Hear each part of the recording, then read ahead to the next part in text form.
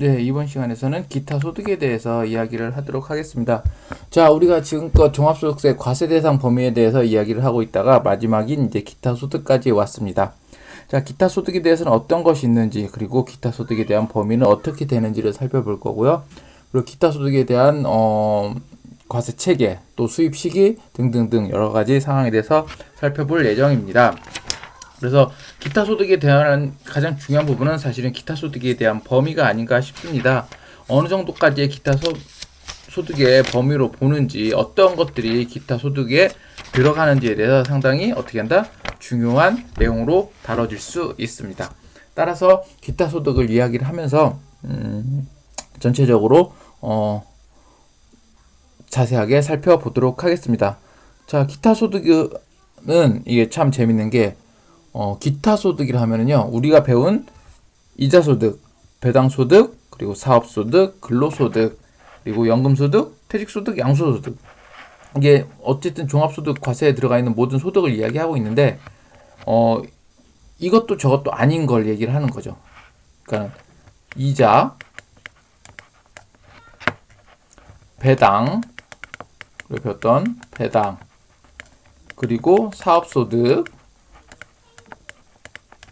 또 뭐가 있죠? 근로소득, 어떤 근로소득, 그리고 우리가 전 시간에 배웠던 바로 연금소득이 들어가죠. 그리고 뭐 종합소득 과세 대상은 아니지만 어쨌든 퇴직소득과 별도의 분류과세되는 양도소득 이렇게 들어가 있습니다. 소득의 유형이 다양하게 나타나는데 기본적으로 법률에서 나타난 소득에 대해서 이렇게 분류해놨지만은 이러한 소득에 들어가지 않는 것들도 존재할 수 있다는 겁니다. 그래서 이거를 제외한 모든 것들을 우리는 뭐란다? 기타 소득이라고 이야기를 하고 있습니다. 그래서 기타 소득의 정의를 살펴보거나 범위를 얘기하면은 기타 소득이란 이자소득, 배당소득, 사업소득, 근로소득, 연금소득, 그리고 퇴직소득 및 양도소득 외의 소득으로서 아래에 해당하는 것을 말한다 해서 책 425페이지에 정의를 내려져 있습니다. 그래서 기본적으로 살펴보면은 어떤 것들이 있는지 한번 보도록 하겠습니다. 그래서 그런 부분들을 뒤에서 자세하게 같이 공부를 하고요. 기타 소득에 대해서 이번 시간에 공부하도록 하겠습니다.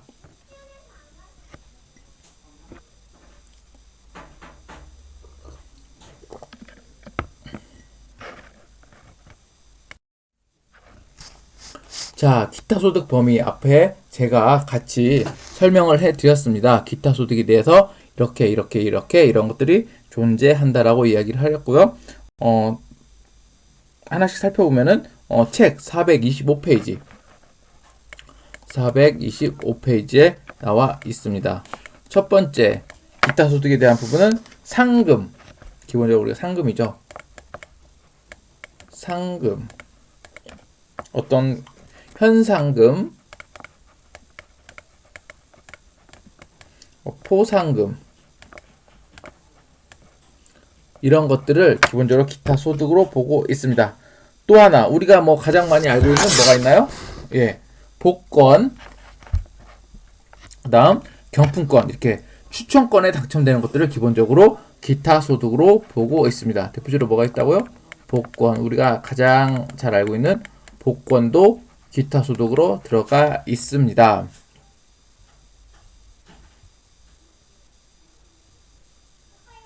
그리고 사행행위 등 규제 및 처벌특례법에 의해서 규정하는 행위에 참가하여 얻은 재산상의 이익. 쉽게 말하면요, 도박입니다. 도박으로 인해서 얻은 이익도 어떻게 한다? 기본적으로 기타 소득으로 봅니다. 소득. 자, 이게 보시면은 적법이냐 불법이냐를 따지지 않습니다. 적법이냐 불법이냐, 불법이더라도 소득은 소득이다. 따라서 관련된 법원에 의해서는 뭘한다? 소득세 납세 의무가 발생합니다. 이게 최근에 이러한 부분에 대해서 대법원 판례가 나와 있는 걸로 알고 있는데 그 부분은 제가 한번 또 찾아보도록 하겠습니다. 여러분한테 그래서 말씀드릴게요. 왜냐면은 이게 불법으로 인해서 취한 재산상의 이익 자체를 이게 불법이기 때문에 소득으로 보지 않는다라고 그 불법을 저지른 당사자가 세무서를 대상으로 과세소송 취소 소송을 한 걸로 알고 있거든요. 근데 그 부분에 대해서 인정이 되지 않고 어쨌든 적법이든 불법이든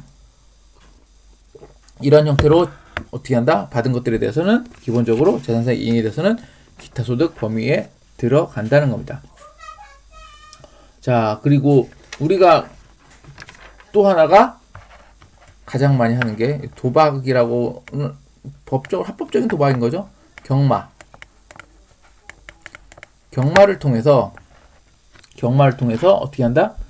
받은 투표권 또는 경정에 의해선 투표권, 소싸움에 의한 것들 이런 것들을 구매를 통해서 투표권을 갖고 해서 받은 환급금을 어떻게 한다? 기본적으로 뭐라고 본다? 기타 소득의 범주 안에 포함시키고 있습니다. 우리가 기타 소득에 대한 부분에 이야기를 하면서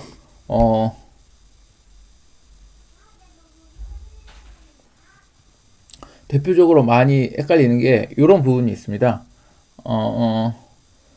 저작자 또는 실현자, 음반 제작자, 방송사업자들이 저작권 또는 저작 인적권을 양도해서 사용하는 대가로 받은 그 부분, 그러니까 저작권 사용료에 대한 부분이 있는데 이런 부분은 상황에 따라서 달리 나타나기 때문에 이런 부분을 한번 살펴보고 넘어가도록 하겠습니다. 책으로 보면은 426페이지 내용 설명한 겁니다. 자, 저작자 또는 실현자, 음반 제작자 등 방송사업자 외의 자가 저작권 또는 저작 임적권의 양도 또는 사용의 대가로 받은 금품, 즉 저작권법에 따른 저작권 또는 저작 인적권을 상속, 증여 또는 양도받은 자가 그 저작권 또는 저작 인적권을 타인에게 양도하거나 사용하게 하여 받은 대가, 즉 저작권료를 사용해서 받은 대가의 부분이 있는데 이게 누구한테 귀속되냐에 따라서 소득세 처리 방법이 달라지게 나타날 수 있습니다. 첫째, 일단 기본적으로 저작권료라고 봅시다. 저작권이라고 볼 때 첫 번째, 이게 저작자에 귀속되는 경우, 저작자에, 그리고 그 외에 귀속되는 경우. 자, 저작자는 기본적으로 이 음악 실용 이런 저작자는 이것을 기타 소득으로 보지 않습니다. 왜? 이 사람은 이걸로 인해서 뭐죠? 지속, 계속, 반복적으로 어떻게 돼요? 영위하는 형태가 되죠. 그래서 뭐가 될 것 같습니까? 지속, 반복적으로, 계속적으로 발생하는 것을 우리가 뭐라고 얘기했습니까? 앞에서 사업소득이라고 얘기했죠. 이것을 우리가 사업소득이라고 얘기했습니다. 그래서 이 저작자는 이 행위를 통해서 지속적으로, 계속적으로, 반복적으로 어떻게 한다? 저작권을 받는다.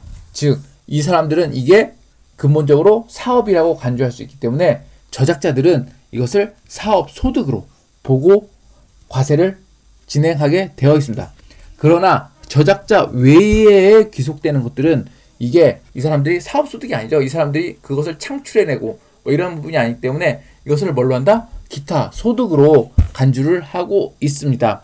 따라서 관련된 부분에 이런 저작권료는 저작자가 귀속되느냐 아니면 저작자 이외에 귀속되느냐에 따라서 사업소득과 어떻게 한다? 기타 소득으로 나누어서 볼 수 있습니다. 이 얘기를 왜 제가 얘기를 하냐면요. 저번 학기에 시험을 냈던 것 같아요. 사실은 이 부분에 대해서. 그렇기 때문에 여러분들도 이 부분이 어떻게 귀속되면서 같은 종류의 저작권 수입료라도 누구한테 귀속되냐에 따라서 사업의 과세 체계가 달라질 수 있다는 겁니다. 그래서 이런 부분들을 어떻게 한다? 잘 보셔야 됩니다. 자, 그 다음 가장 중요한 거에 또 하나가 6번은 그 다음을 읽어보시고 다음은 산업재산권. 산업재산권을 양도해서 대하는 부분들은 어떻게 한다? 기타 소득으로 보고 있습니다.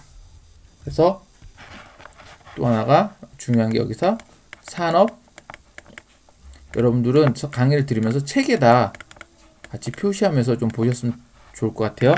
산업재산권 등을 양도해서 대여하거나 받은 금품들을 기본적으로 뭘로 한다? 기타 소득으로 보고 있습니다.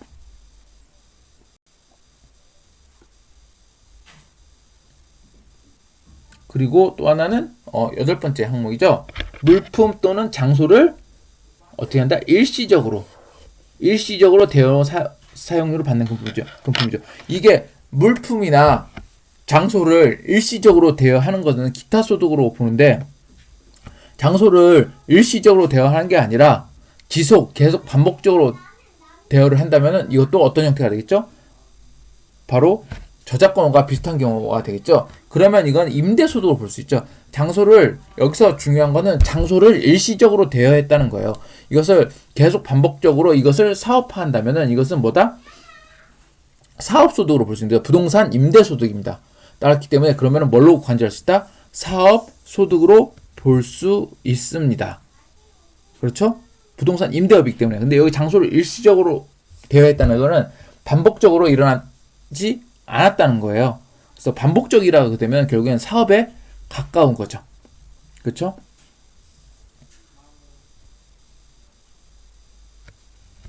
그리고 8-2에 의해서 전자상거래 등에서 소비자 보호에 관한 법률에 따라 통신판매 중개를 하는 자를 통해서 물품 또는 장소를 대여하고 연간 수익 금액이 500만 원 이하.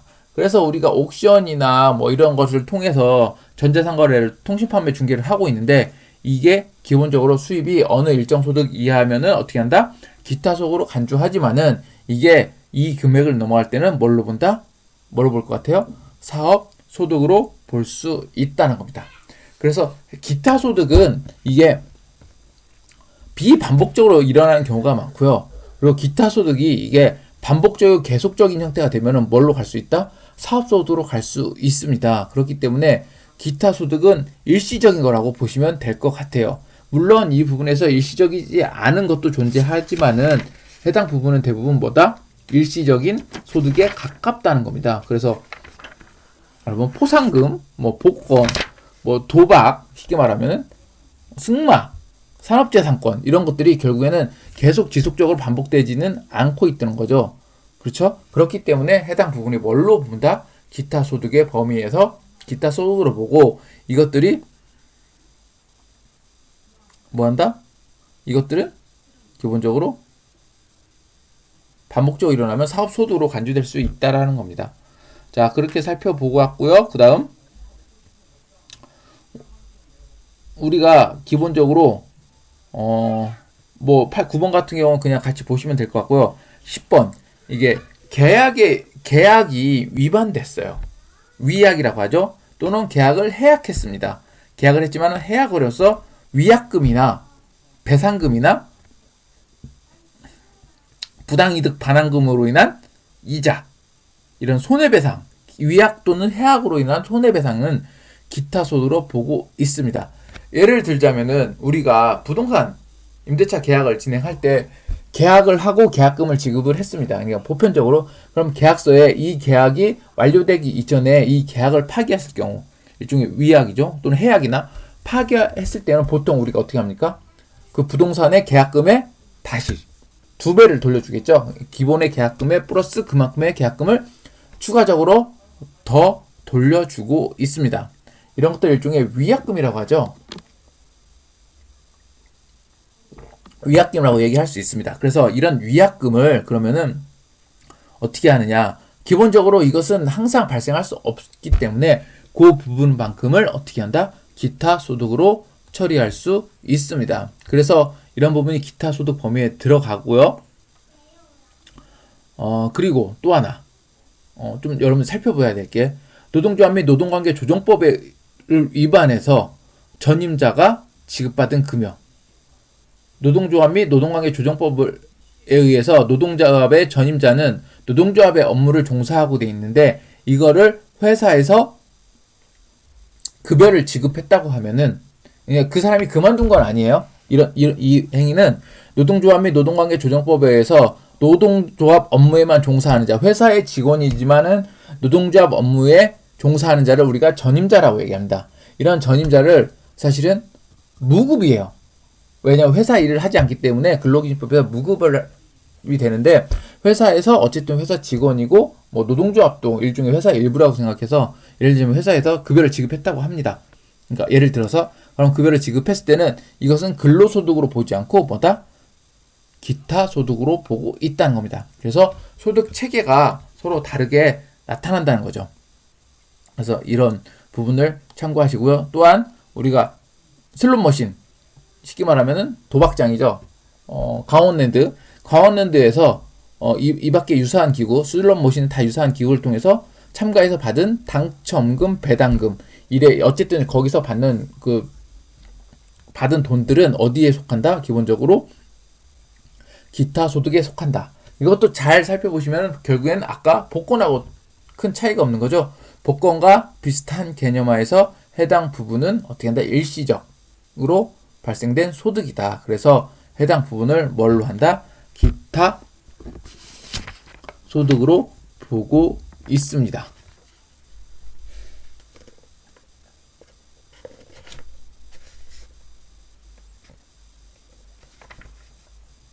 그리고 또 하나가 사실 이게 기타 소득으로 이건 개인적인 생각인데 제 개인적인 생각인데 이걸 기타 소득으로 보는 게 맞는지는 사실은 조금 고민해 볼 필요가 있어요. 이제 문예창작 소득이라고 얘기하는 게 있는데 문예, 학술, 미술, 음악 또는 사진 등 이런 창작품에 의해서 원작자로서 받는 그 원고료, 인세, 이 창작품의 대가 는 사실 기타 소득으로 처리를 하고 있습니다. 법률상. 그런데 이 부분들이 사실은 기타 소득으로 처리하는 게 맞는지, 사실 이 기타 소득의 의미에서 기타 소득으로 처리하는 게 맞는지 아닌지는 사실은 생각해 볼 필요가 있습니다. 어쨌든 그러나 현행 법률상 우리가 소득세법에 의해서는 이러한 문예창작 소득은 기타 소득으로 보고 있습니다. 그래서 이게 어떤 게 사실은 이러한 문예창작 소득이 대부분 많은 소득을 창출하지 못하기 때문에 기타 소득 들어갔는지는 모르겠지만은 이 자체의 행위 자체는 지속적으로 반복적으로 사실은 발생하는 부분들이 있기 때문에 이 전체가 다 그냥 문예창작 소득 자체가 기타 소득으로 처리하는 건지는 사실은 좀 더 생각해 볼 필요가 있겠습니다. 그래서 이런 부분에 있어서 기타 소득으로 들어가고 있다. 자, 그리고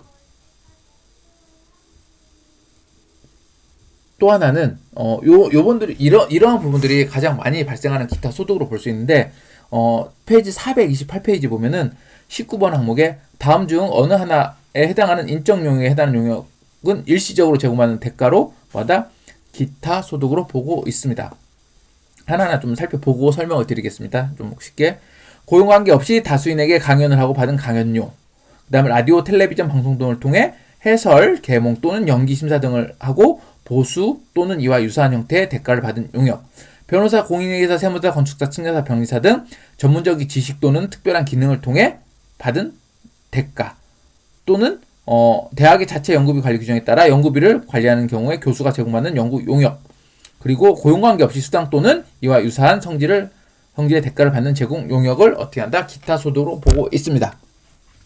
가장 쉽게 설명하면요, 예를 들자면 저는 A라는 회사에 직장에 다니고 있습니다. 그래서 지금 한밭대에서 강의를 하는 거는 근로소득으로, 이중근로소득으로 들어가기지만 제가 특별한 사정이 있으면 어느 특정 회사에 심사를 가게 됩니다. 채용 심사를 가거나 평가를 가거나 이런 부분에 있어서 발생하죠. 그럼 평가나 심사를 갔을 때 일시적으로 뭘 제공합니까? 제가 인적 용역을 제공하는 거죠. 이런 인적 용역 제공을 통해서 저는 일정의 일단은 수당을 받습니다. 일정 금액의 수당을 받는데 이러한 수당은 어떻게 된다? 기본적으로 기타 소득에 포함됩니다. 따라서 제가 받은 그 수당은 어떻게 한다? 기타 소득으로 신고하고 있습니다. 그래서 그런 것들이 결국에는 내가 일시적으로 제공하는 인적 용역, 그러니까 어떤 인적 용역을 통해서 발생하는 것들은 기본적으로 어떻게 한다? 기타 소득으로 들어가고 있습니다. 기본적으로 그 다음 우리가 재밌는 건 뇌물.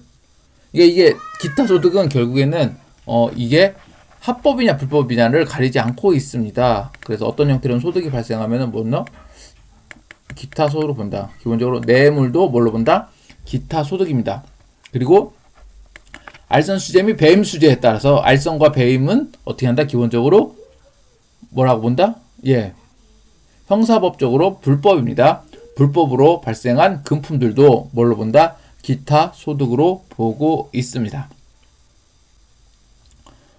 또한 서와 골동품의 양도로 발생하는 소득, 서와 골동품이 양도로서 발생하는 소득들도 뭐가 기타 소득으로 본다. 기본적으로 동산이나 부동산에 대한 부분은 양도소득으로 발생하는 것들은 기본적으로 양도소득세를 과세하게 되어 있는데요.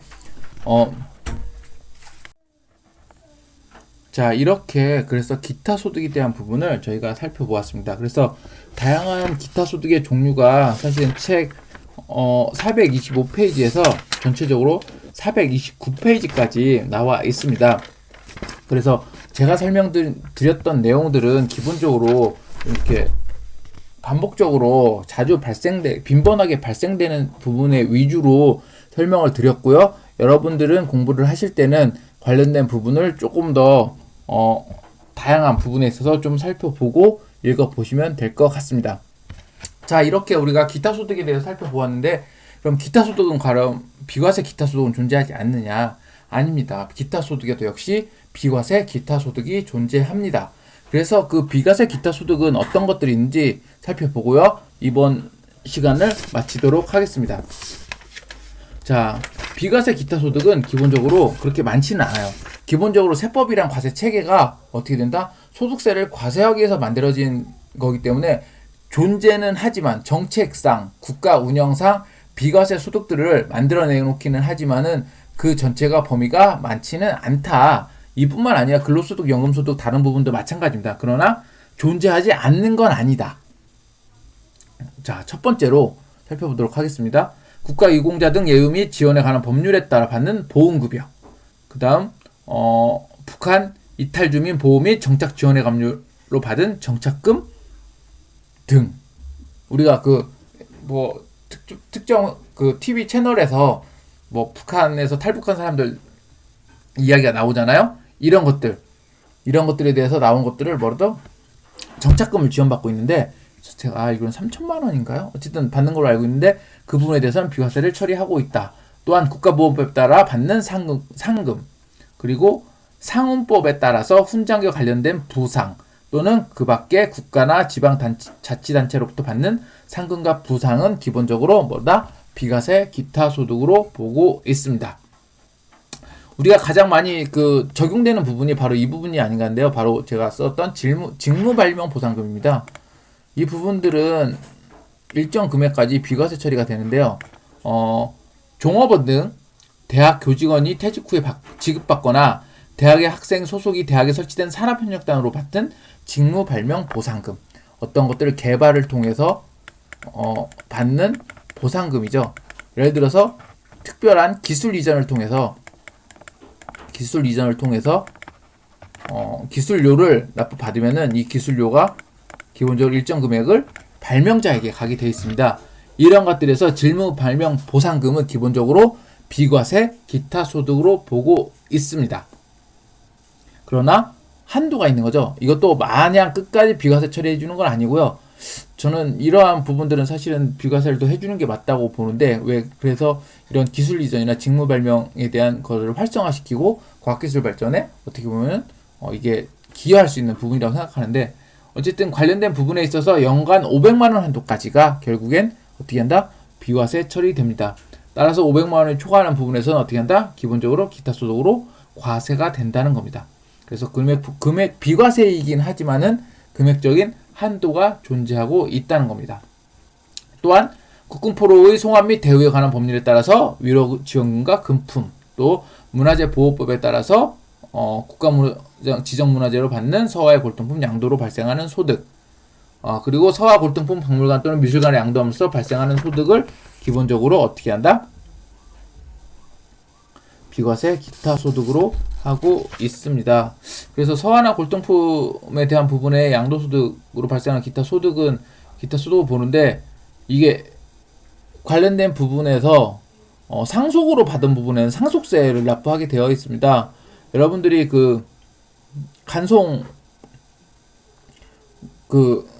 지금 박물관에 대해서 최근에 계속 뉴스와 이슈화 대응을 되는데, 간송이란 사람은 일제시대 때 우리나라 골동품, 우리나라의 문화재를 자기 개인 돈을 들고 사들이고, 그거를 통해서 심지어는 박물관까지 만들어서 후세에 남기기 위해서 상당히 노력한 부분이 있습니다.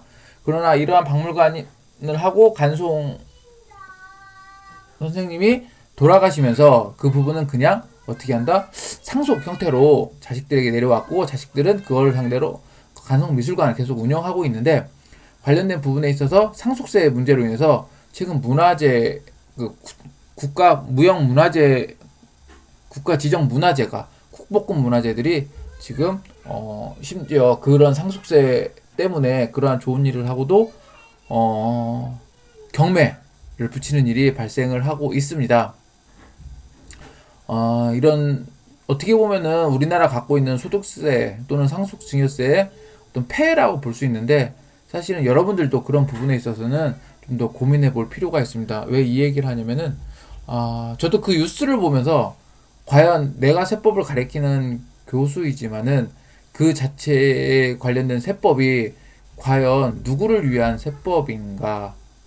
그렇게 국가를 위해서 나라를 위해서 희생한 사람들까지도 예외를 적용할 수 있는 법령을 지금까지 만들지 않았다는 것들은 사실은 우리가 그런 지금 현재 문화재 또는 우리의 역사를 알 수 있었던 것들은 그런 부분이 있는데 그런 것들을 국가에서 먼저 인정을 해줘야 되는데 이러한 부분들이 아무리 과세 체계의 세법은 소득이 창출된 소득에 대해서 어떻게 세금을 걷기 위해서 만든 거긴 하지만은 그런 부분들은 조금 더 고민해 볼 필요가 있지 않나. 사실 이런 것들이 사실은 제가 보기에는 청와대 그 신문고에 들어가는 게 맞을 거라고 생각을 합니다. 어쨌든 기타 소득에 대해서 지금 저희가 종류와 비과세 기타 소득까지 알아봤습니다. 따라서 다음에는 기타 소득의 과세 방법, 그리고 어떤 게 종합과세고 분리과세인지, 그리고 그 기타 소득의 수입 시기에 대해서 살펴보도록 하고요. 그러면은 저희가 종합과세 소득에 대한 종류에 대해서 살펴보는 것을 마치도록 하겠습니다. 그리고 다음부터는 이러한 소득금액 계산하는 방법에 대해서 같이 공부해 보도록 하겠습니다. 예, 수고하셨습니다. 이것으로 수업을 마치도록 하겠습니다.